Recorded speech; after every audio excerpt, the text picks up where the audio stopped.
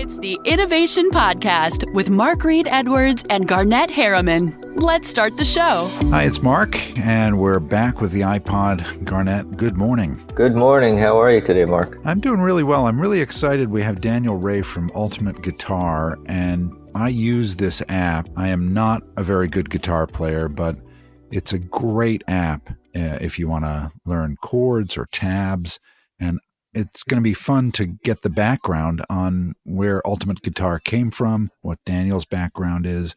So why don't you kind of paint the picture of Daniel Ray and then introduce him? So Ultimate Guitar is definitely the world's leading site and source for guitar tabs, and it's probably touched, I'm guessing, millions of musicians over the years up until its current incarnation. And I'm sure Daniel will have a lot to say about what's going on now and for the future. Daniel came to my attention because I was looking at folks who were doing interesting things in the music space, digital music space, and I came across his bio, and to me, he looked like a one-man digital music ecosystem. Yeah. I'm looking at his, he was the CEO and founder of Xylo Corporation. He's the head of product strategy for MuseScore. And now he's the director of a term that is near and dear to my heart, innovation, but also intrapreneurship at UG Labs. And with that, we'll say hello to Daniel Ray. How you doing? Good. Hey, guys. It's great to have you here, Daniel. So what is your background, and how did you get to this point in your career, and how did you get to Kaliningrad, Russia? All of those seem very strange. It's an unusual paths here. But, my background is actually in both music and technology. And strangely enough, I never thought, it never even really crossed my mind to combine those two until several years back. Yeah. And, starting out, as a kid, I thought I would be doing music, my whole life. And so I was pretty much involved in anything that a kid could be involved in music, both formally and informally. And I was playing in rock bands, jazz bands, and in school, and marching bands, symphony orchestras, kind of everything out there kind of connected with music. And, that naturally led to me studying music education. I thought I would, be a school music teacher, and then studied music composition. I played professionally for a couple of years in a symphony orchestra in California as a bassoonist. So what did you play? Bassoon. So bassoon. I played Fresno Philharmonic in California on bassoon, and then I subbed on contra bassoon for San Francisco Symphony. One of my favorite classical music instruments, and totally underappreciated by the general. Contra bassoon. Yeah. Seriously, I mean, it's really easy to get around too, right, Daniel? Yeah. It's actually it's and the groupies are the biggest problem with that. Yeah, all two of them. Well, yeah, but I mean, the thing is they're and both of them are getting up there in years, so it's like so. But you obviously played another instrument as well to be in a rock band. I don't think there are many bassoon parts in Inagata Devita. So, now you're giving me a challenge here. So you got to get it out. And so I played a number of instruments, and also studying music education. You have to spend time with all different instruments, and I played, also in a German bugle corps kind of thing. So I was playing brass instruments, I was playing percussion, played bass, played all kinds of stuff. Wow. Yeah, but I mean, I thought I was going to be doing that for pretty much the rest of my life. If you would ask me, back then, I would probably be a high school band director somewhere. And I might actually still be someday. I mean, that's certainly a fun thing to do. Some would argue you are sort of like running your own high-tech band camp at UG. Something like that, yeah. But I was involved in that, and kind of the technology thing kind of happened a little bit by accident in some ways. Not that I ever planned on doing it, but I mean, growing up, my dad was actually an early pioneer in computer science, and so he started out when I was very young. He was at NASA, and he was developing machine control systems. He went from there to IBM, then up to Digital Equipment Corporation in Boston, and he was at Apple, Oracle, WordPerfect, and so we kind of bounced all around. But as a kid, we had computers in the house. It was just something that was always there, and it was something that where I would learn to code, with my dad, the same way a kid would take piano lessons or something. So it's just something a skill that I had, and, it was something very familiar to me. And I never thought about actually getting much into technology until, as I was finishing up my studies, that was the time the internet was just really starting to come into its own, into this private thing. It was breaking out of these silos of CompuServe and Prodigy and all those things in the 90s, and this open internet, And so after struggling trying to make a living as a musician, I thought I needed to make some extra money, and figured I could end up just kind of doing some web pages or something like that. So I started doing that a little bit on the side, and that actually spiraled into creating this company that after several years, we moved from building websites into doing really complex systems for large multinational companies. So like HP, Dell, Kraft, Nestle, companies like that. And that company I ended up selling that company. And when I did that, that gave me some more time and some freedom and time to jump back into, the things that I really cared about, the hobbies and things which got me more into music. And at that time, exploring the possibilities of where music and technology could intersect, which just kind of led to where, where I am now with UG, kind of becomes a natural fit. I think the great thing about talking to people on this podcast, Garnet, is that no one's career story is a straight line. It's really fascinating how people get where they are. Agreed. And one of the consistent themes is this sort of integration thing.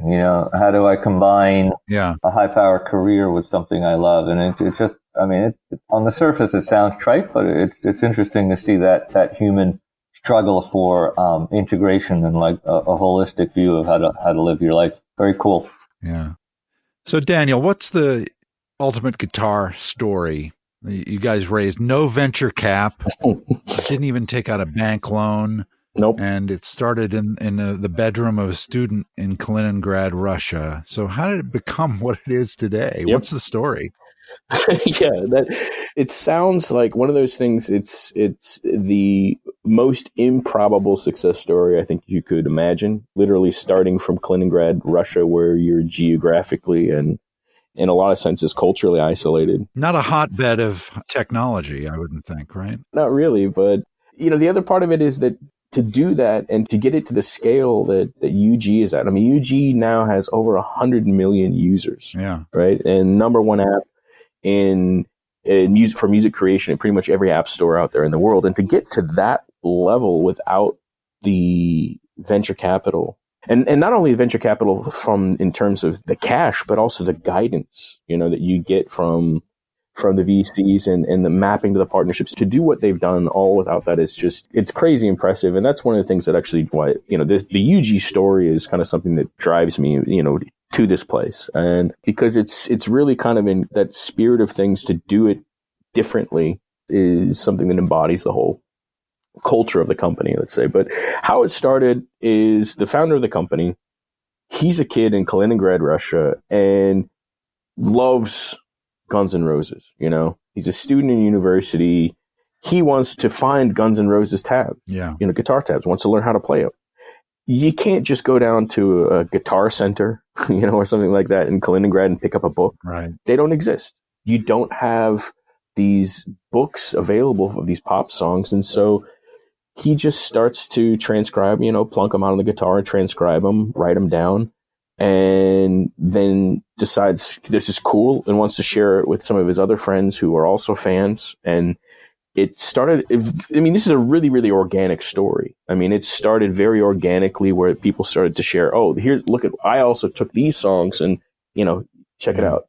And so people started to contribute to the site and it kept going and going and going. And the interesting thing is that it's also the geographic isolation that was a contributing factor to the success of the company. Because had this company been started in the US, it wouldn't have succeeded. Yeah. You know, it would have been a footnote somewhere, because what happened in the music industry as a whole, how it was impacted by the internet, the first wave of that was the recording industry with Napster and everything, you know, everyone going after the recordings and the master recording side of things. And then there's the publishing side. And this is the stuff that touched the publishing side. And so they were slow to adopt the internet, to adopt and to adapt to a new market. And he was a really smart guy in the sense that he understood that, hey, you know, this is going to go legit at some point. And there is going to be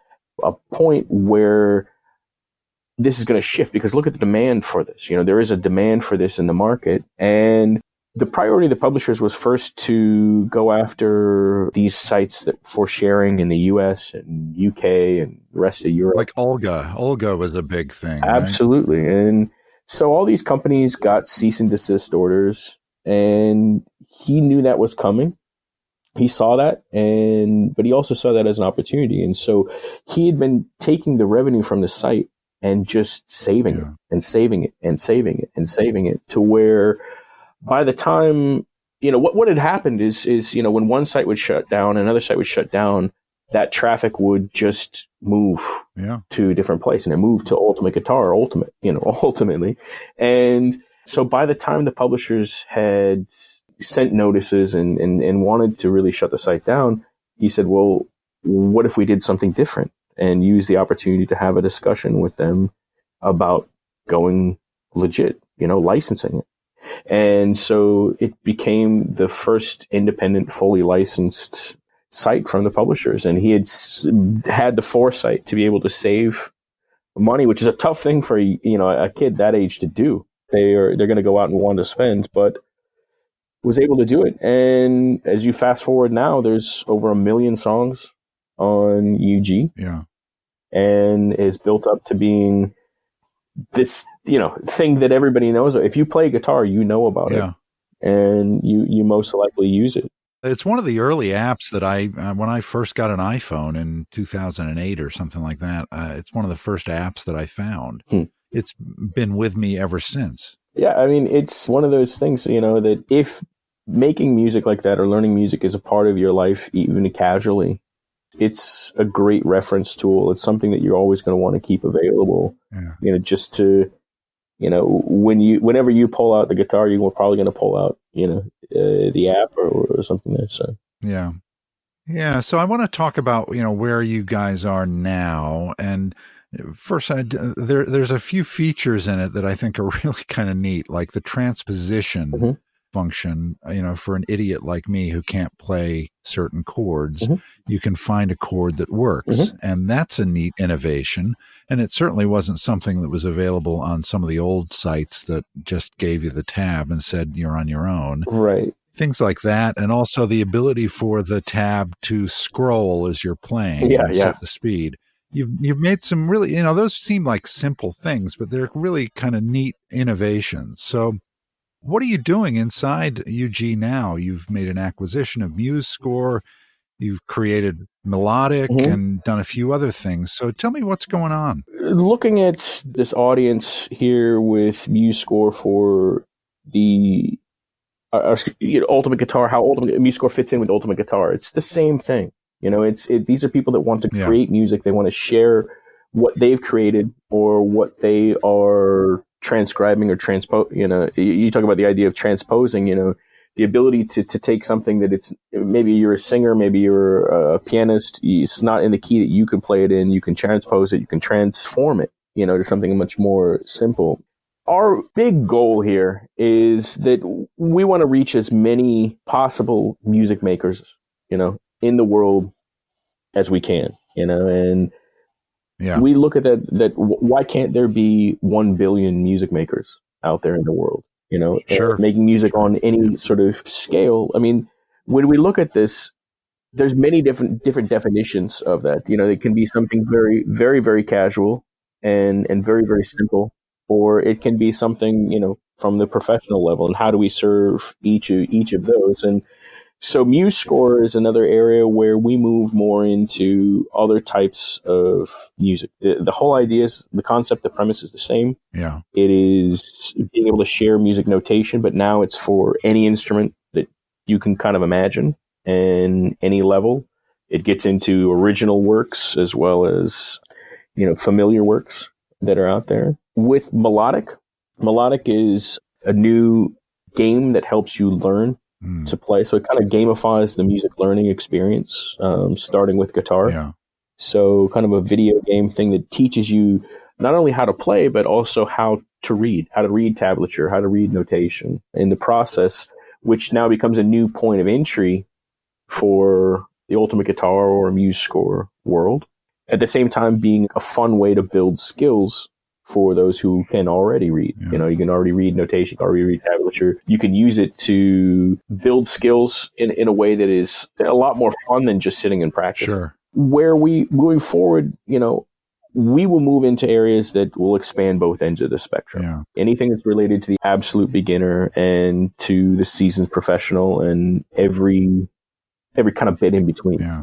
So you describe yourself as an entrepreneur, and the first time I heard that word was back maybe in the 80s when someone inside of 3M created the Post-it note, and it was, there was like some kind of adhesive that wasn't strong enough to work for 3M, but they put it on the back of a piece of paper, and it became the ubiquitous Post-it note. So what's your Post-it note inside UG? Well, I guess, to explain the concept in general, and then before we get to like, what is my Post-it note, there's kind of a whole stack of them. But, as an entrepreneur, you're looking at opportunities in a market, things that are untapped or unexplored opportunities or underdeveloped opportunities that you feel like that you can view in a different way or somehow make some movement in the market that's different. Yeah. As an entrepreneur, you're doing the same thing. You're doing exactly the same thing, but what you're doing is you're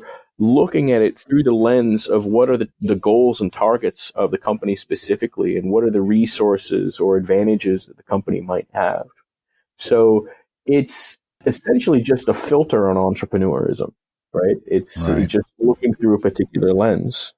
And so that's kind of how I approach it. And I work horizontally across the company in the sense that I look at every single product that we have as the company or areas that we want to go into and always ask the question, what if? Yeah. Everything is what if. Well, what if we did this? What if we changed this? What if we shifted this? And so looking at ways to innovate within the context of existing products, whether it's features or functions or creating relationships or partnerships or integrations through that, or coming up completely from zero with new ideas for concepts or products or even acquisitions of companies that might fit within what we're doing.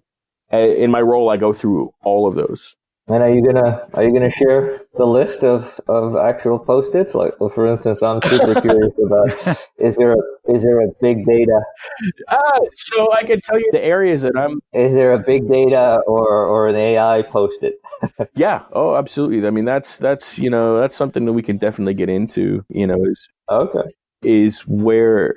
Don't give away any secrets, but I'm just curious in general. No, I can't tell you specifically about what we're doing. I mean, we've made some acquisitions in some areas, recently that I think are going to get us into very new areas for the company, in the sense that I think that it will enhance the capabilities of some of the existing products and open up new areas. Areas, that I'm really looking at right now quite a lot are things that are related to anything that can improve the efficiency of, we talk about all the experience on the front end, right? When we talk about the front end of what Ultimate Guitar does, for the end user, there's also a whole set of things on the back end that the user never sees. And those are some areas where there's an incredible opportunity for improving efficiencies, not just only the efficiencies of how we operate internally, but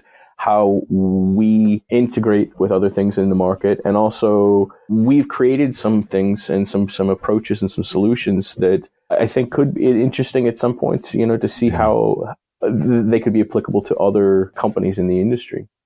So I think the natural path for any company like this, I mean, you take Amazon, for example. Amazon Web Services started out basically by Amazon opening up their internal solutions that they created to be able to run Amazon, and I think those are interesting. For me, those are really interesting opportunities and models to look at, to see, how does that apply to what we're doing? When you talk about data is like, I live in data, and live in looking at opportunities of how more information and how that information is applied. How can that change, the impact of the user experience? How can it improve the efficiency of some of these other things? Which gets into the other point. There is a limit to how much humans and even simple machines and simple systems can process and interpret that data on their own. Yep. So that gets into areas of machine learning, gets into areas of AI. And, that's a whole other topic of discussion. But I mean, those are the areas that I think are very, very interesting. And these are things that I explore. My time is divided across a good chunk of my time is on the MuseScore editor. So we have this notation editor. The interesting thing is it's an open source project as well. So this is a new thing for MuseScore, and definitely a new thing for me is, what is it like when a company is the sponsor or champion of an open source project? So we have internal resources. Let's say something similar to Mozilla, where Mozilla has internal resources that contribute to the open source project along with community contributors. And how do you balance a product roadmap with the needs of the community and also with the goals of a company? It's kind of an interesting challenge. So that's something we spent the first year looking at how we build up the resources and how we put the processes and systems in place. How do we align, the infrastructure with things? And then now we're at this stage of, okay, well, what's next? Where's this product going? And so I spend a good amount of my time on that, where that product is going, and, supporting the team there internally and engaging some externally. My job is to look at where we will be in a year, 2 years, 3 years, 5 years, and kind of work backwards from there. In working backwards, it's kind of, if when you get to the eye doctor, the optometrist there, and it starts out really fuzzy, and then you flip it and it becomes clearer and clearer. And so this 5 years out, it's kind of fuzzy in general. Yeah. And as we get closer and closer, things get more concrete, in terms of from general ideas into very, very specific, goals. What are we going to do this quarter? No, that's kind of a roundabout answer to that. So rather than it being a Post-it, it's it's many different products. Collage. Yeah, it's a collage basically of different things all together. Yeah. Yeah. So with the whole idea of 5 years out being kind of cloudy, and the closer in you get being a bit more clear, where is the music industry headed? It might be a broad question, and maybe the subject for an individual podcast itself or a series of podcasts.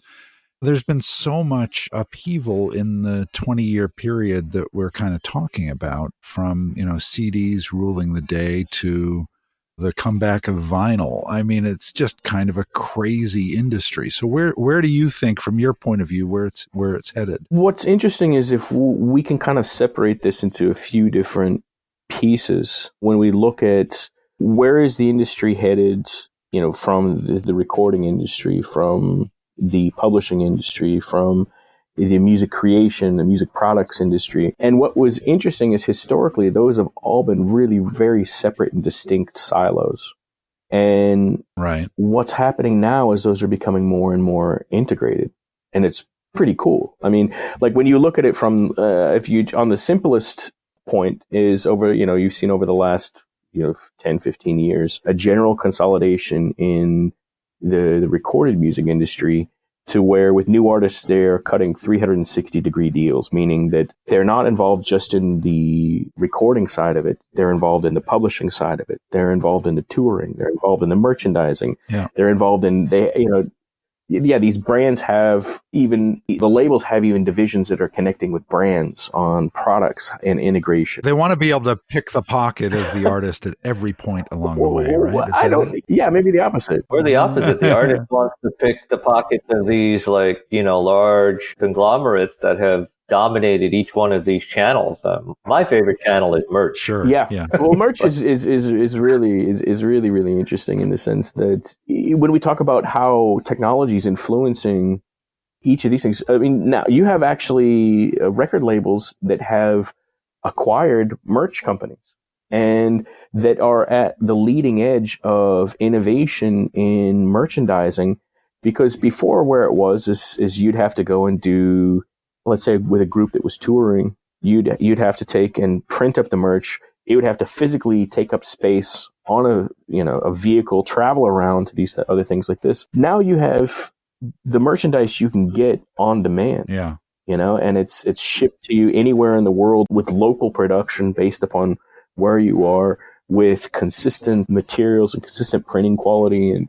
And really, I mean, that's really interesting stuff in the sense that the music industry is actually driving some other industries in this. And if you look at Techstars, for example, they have a music program now in its third year, I think, right? Yeah. Yep. It's a really great program. And you see one of those companies in there was a merch company this year. Oh, yeah. And you see things that are kind of, this is the general thing, that we start to see a consolidation of things in the industry. And then this starts to move into, well, where's the consolidation in the music production side of it? In terms of not necessarily consolidation of ownership, but consolidation of workflows. Right. That you have one workflow that can connect to another workflow. And before, everything was so distinct. I mean, thinking about here's an interesting, kind of example is you had, let's say when Pink Floyd recording The Wall, they're recording The Wall, doing the session in the south of France. When they finish doing this stuff, the guys get on an airplane with the tapes and fly from France to New York, and then they do the orchestration there in New York, and then they record the other things. And then they get on they take those tapes and then they go to London and fly to another studio in London, and then they do the mix and and the mastering.